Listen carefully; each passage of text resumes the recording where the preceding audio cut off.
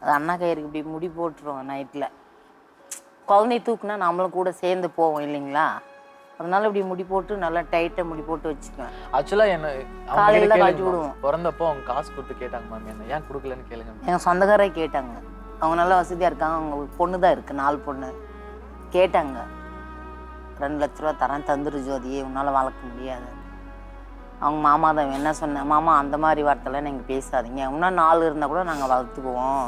சூப்பர்மா, சூப்பர். அப்படிதான் சொன்னேன் நான். Super super. நான் சொல்ல வந்தேன் இல்லையா, அப்பாக்கள் நிறைய விட்டுட்டு போயிடுவாங்க. ஆனா அப்படி அம்மாவை விட நல்லா பார்க்கறது அப்பாக்களும் உண்டு. அதுக்கு இவர் ஒரு உதாரணம். உன்னோட அப்பா அம்மாவும் ஒரு பெரிய எல்லாருக்கும் ஒரு உதாரணமா இருக்காங்க.